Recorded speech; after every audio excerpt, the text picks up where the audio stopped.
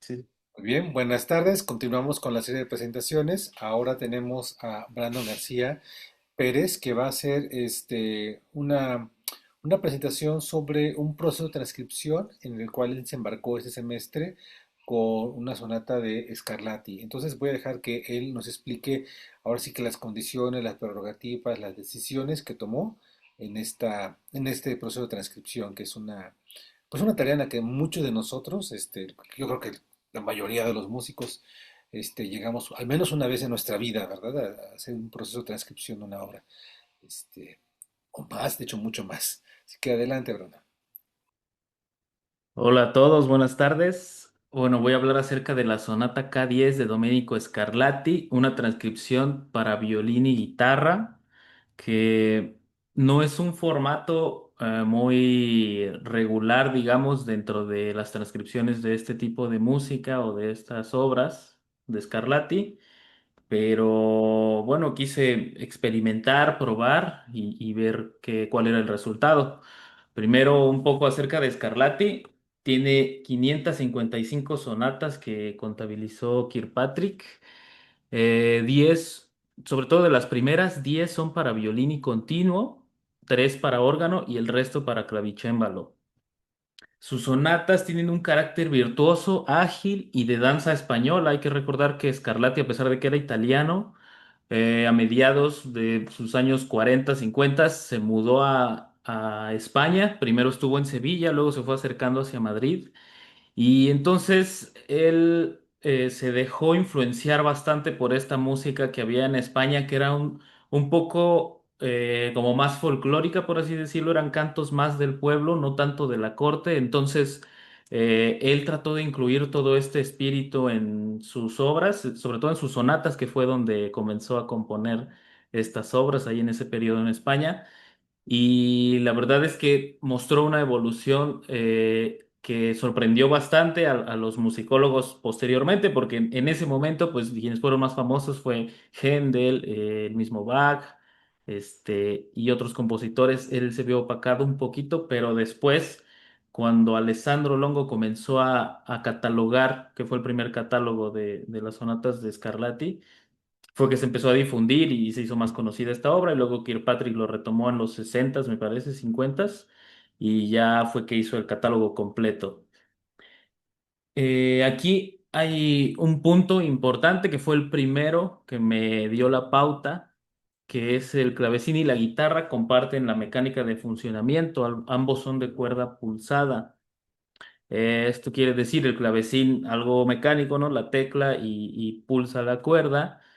Y en la guitarra es directamente la mano derecha lo que hace esa función. Entonces, de esa manera hay melodías en el clavecín y articulaciones que en la guitarra pueden emularse un poco y suena bastante parecido. Antecedentes, pues hay numerosas transcripciones de guitarristas como Stanley Yates, Fabio Sanón, Gerard Abitón, entre otros. Canen Geiser también tiene sus transcripciones de Scarlatti.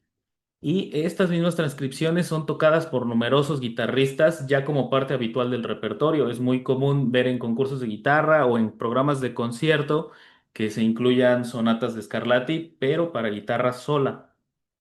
Y aquí hubo una en específico que fue la que me mostró las posibilidades, que es la versión de la sonata K141 del dúo conformado por Tiwei Shank y Strauss Shi. Quisiera que escucháramos unos segundos, cuando menos, de esta transcripción, porque cuando la escuché por primera vez me sorprendió bastante el resultado.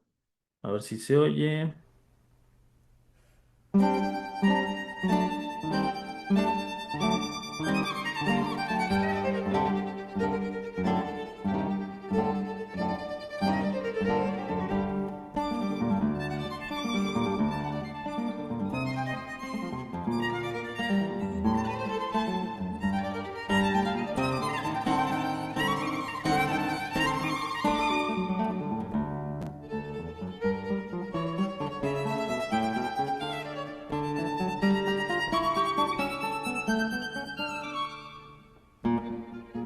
Y luego voy a adelantar un poco porque quiero que vean algo. Ajá. se van turnando.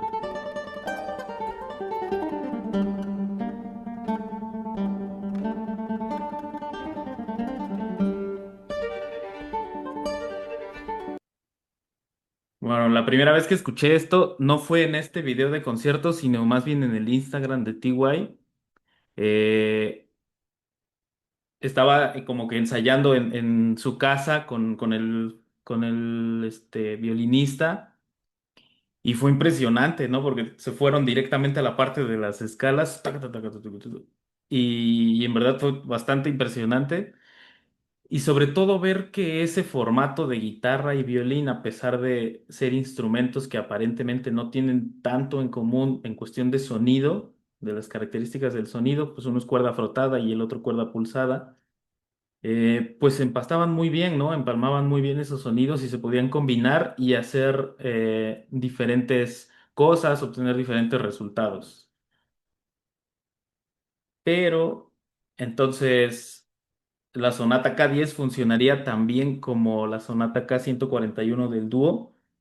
Bueno, aquí aparte, pues T.Y. es un guitarrista que ganó GFA, un concurso muy importante, y es un súper virtuoso, y el violinista ni se diga, ¿no? Entonces, de entrada son dos muy buenos músicos trabajando un muy buen arreglo. Entonces, ahora, ¿qué podía yo hacer para tratar de hacer funcionar esta sonata?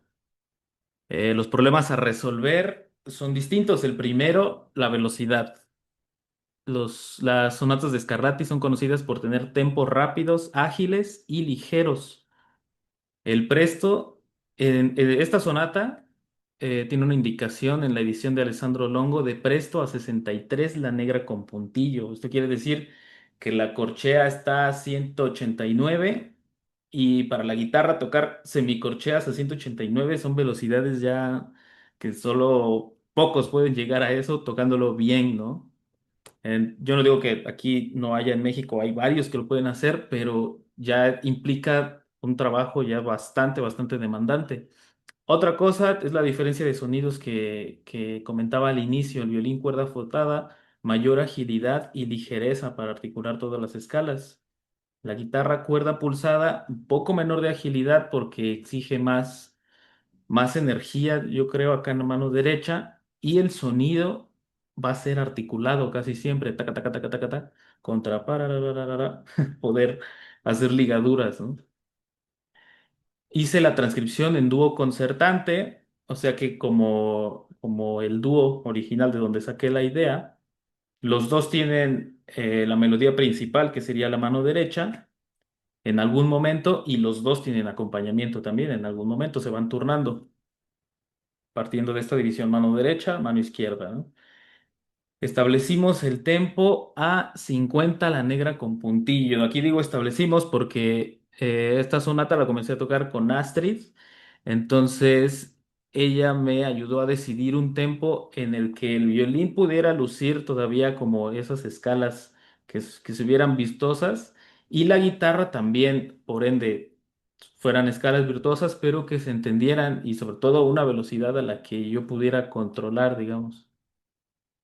Otro problema a resolver es la cuestión del registro. Y aquí comienzo ya a citar ejemplos.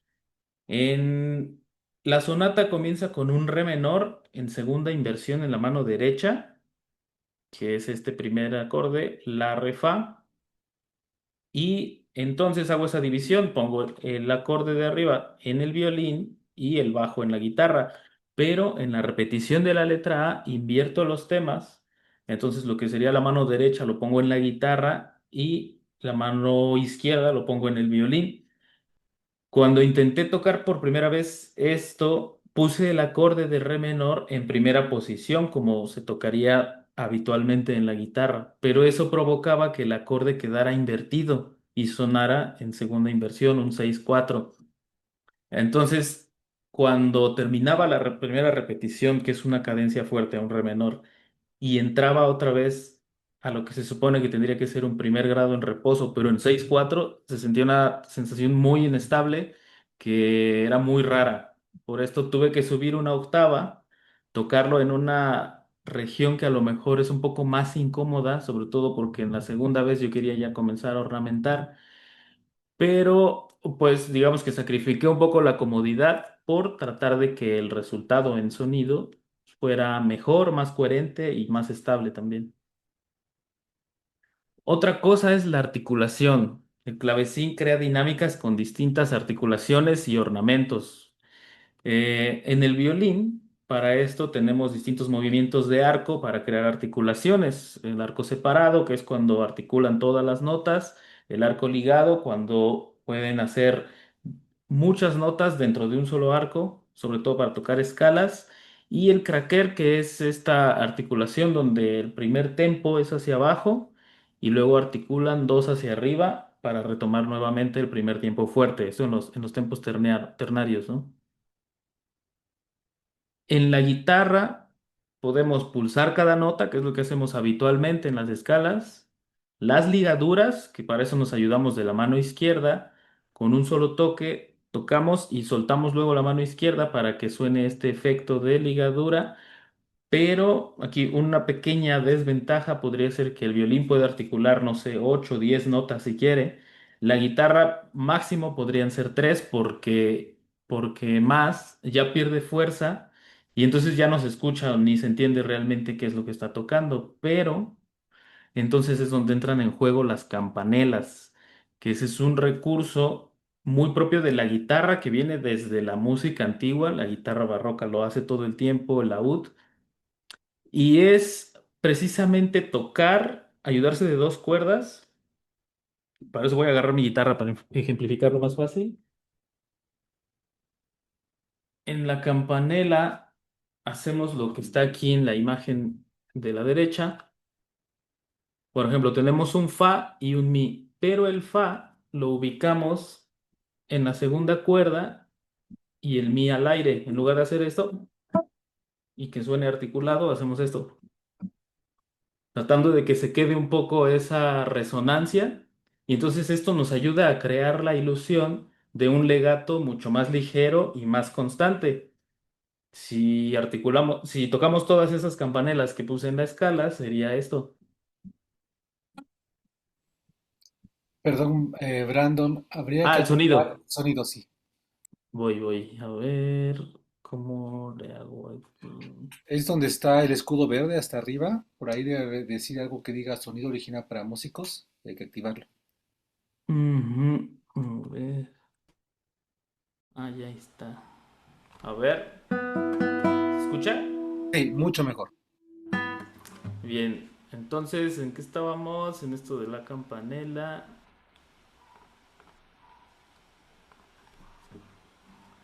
Ah, ujú. Se está quedando. Y si toco toda la escala, sería esto. Cuando se toca rápido ya se crea más esa ilusión. Y si luego agregamos el primer ligado, entonces ya queda. Que eso puede como que emular un poco lo que sería en el violín tocar varias notas ligadas con un solo arco. Luego tenemos aquí mm, escalas duplicando la voz.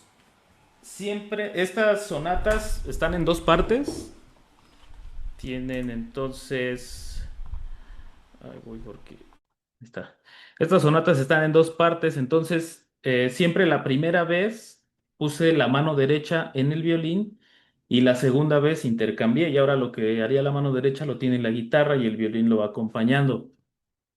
Pero en la segunda vez, en todas las escalas, sobre todo las que ya van para cerrar, para ir anunciando el final de cada letra, dupliqué las escalas con la guitarra en una octava abajo de lo que va haciendo el violín para dar esa sensación de un sonido más grande, más lleno y con más fuerza, que también sea como más pesado y más conclusivo.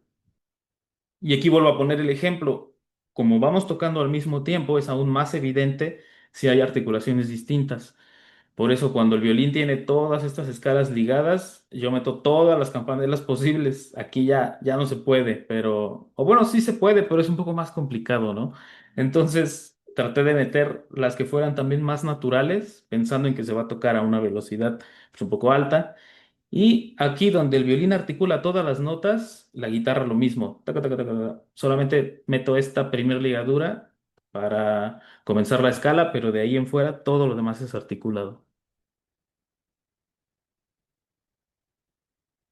También tengo aquí los cierres de la letra A y B. Igual, hago esta misma separación. La primera vez dejo tal cual está mano izquierda la guitarra y mano derecha el violín. Y cuando repito cada letra, duplico la voz para lograr el mismo efecto, ¿no? Más conclusivo, más fuerza, sonido más grande. Ahora, en la parte B, en los compases del 81 al 97, hay un descenso armónico la, sol, fa y retoma nuevamente en la, siempre repitiendo un motivo descendente que es este do y la. Entonces, para esto, escribí lo que tiene el clavecín en la guitarra y en el violín dupliqué esa misma voz, pero una octava arriba. Solamente que voy cambiando de alturas en la guitarra, porque como quiero precisamente este efecto de dúo concertante, algunas veces va primero esto, pam, pam, pam, y viene una escala. Pare, taca, taca, taca, taca, taca, tam. Entonces, la primera vez hace violín la escala y la segunda vez lo hace la guitarra. Cuando le toca al violín, la guitarra comienza en un registro medio para dejar que el violín luzca y no interferir ni embarrarse ahí con ese registro. Y luego cuando le toca a la guitarra me acerco ya al registro agudo para estar más cerca de esa región y empezar la escala y también para ir como subiendo esa intensidad. Después regreso al registro medio para dejar que las escalas destaquen y entonces cuando a mí me toca la escala hago ese salto y enseguida la escala por la misma altura se puede distinguir un poco más fácil. Al final regreso al registro agudo para realizar ya la última escala de esa sección y después me voy al registro medio ya para salir y dejar que el violín haga la escala de cierre y retome el tema principal que sería el descenso. Pam, pam, pam, pam, y taca, taca, taca, taca, taca, tam. Y bueno, conclusiones. Creo que la transcripción funciona bien para este formato. Ahorita vamos a ver la partitura, le vamos a echar un ojo. Pero pues antes creo que la transcripción funciona. No es una transcripción fácil porque, bueno, se tiene que tocar rápido porque estas sonatas no podrían tocarse demasiado lento porque entonces ya pierde sentido y ya no es la obra original, ¿no? De entrada, cambiarle la instrumentación ya nos propone otras cosas, pero pues tampoco puede haber una variación tan grande porque ya sería otro carácter totalmente distinto. También la cuestión de las articulaciones permite jugar mucho con articulaciones y con matices, como el clavecín no puede hacer matices más que ornamentos y distintas articulaciones. Aquí ya entra en juego eso también. Podemos hacer pianos, podemos hacer fortes, más intensidad, menos, y agregamos las articulaciones, agregamos inflexiones, respiraciones. Entonces, creo que es como un espacio donde se puede experimentar bastante. Creo que es un trabajo que está como en proceso todavía, aunque tengo ya, digamos que esta es la segunda versión. Creo que hay más cosas. Cada vez que revisito esta transcripción, me doy cuenta que ofrece distintas soluciones. Lo que transcribí y acomodé de una forma también funciona de otra forma distinta y las dos siguen sonando bien. Esto quiere decir que es una obra muy noble en ese sentido, que permite que cada quien pueda tocarla o expresarla de acuerdo a la manera o el efecto que esté buscando. Vamos a ver ahorita la partitura de la transcripción. Aquí está. ¿Sí la ven en la pantalla? Sí. Tenemos aquí la primera parte, toda la mano derecha la tiene el violín y la guitarra va acompañando. Aquí tiene los arpegios de lo que haría la mano izquierda. Y aquí en el compás 20 es como el primer cierre y comienza esta parte donde tenemos el tema principal, lo que yo encontraría como tema principal de de la sonata fa, mi, re, ta, ta, ta, ta, ta, ta, ta, ta, ta, fa, mi, re, y eso lo repite varias veces, ¿no? Luego tenemos esta subidita de escala de terceras que habíamos estado probando, primero ponérselas en tiempo fuerte al violín, luego así a contratiempo. Originalmente está a contratiempo, pero tocarlo así a la velocidad queda un poco complicado y como hay este cambio de patrón, eh, quedaba como un poco antinatural. Pero después Astrid me dijo, sí, ponlo, no hay problema. Entonces volví a modificarlo y ahora ya lo dejé así. Luego tenemos ya el cierre de la primera parte. Entonces comienza la repetición de la letra A y ahora invertimos.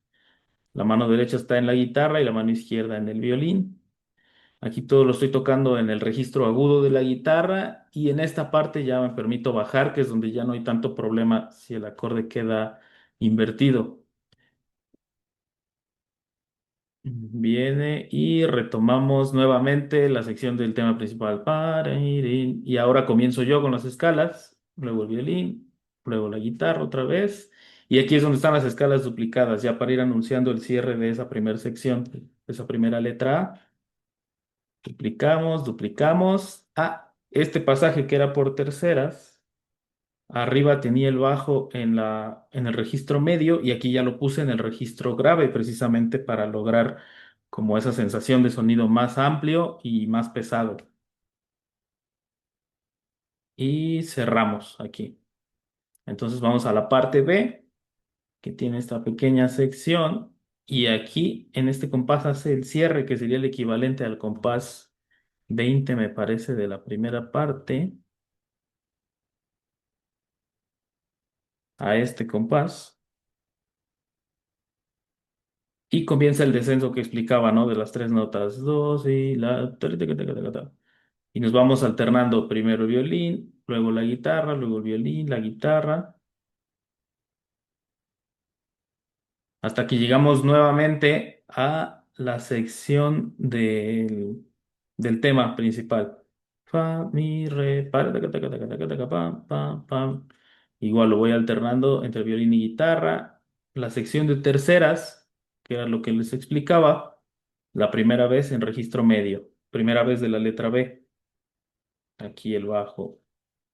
Y dejo que el violín toque las escalas, el solo, para que después en la segunda parte yo tome lo de la mano derecha, comience a hacerlo en la repetición de la B.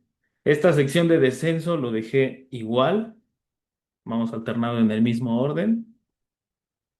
Y después retomamos el tema principal, pero aquí ya traslado el bajo otra vez hacia la región más grave de la guitarra y tocamos las escalas en unísono. Todas estas para llegar al cierre. Bueno, pues ahora vamos a escuchar el resultado de este video que grabé con Astrid, a quien le agradezco por haber tocado y haber probado y sobre todo ayudarme a explicarme lo de los arcos y todo esto que yo no sabía, pero que me ha ayudado como a aprender y a saber empalmarlo mejor en la transcripción. Bueno, vamos a escucharlo.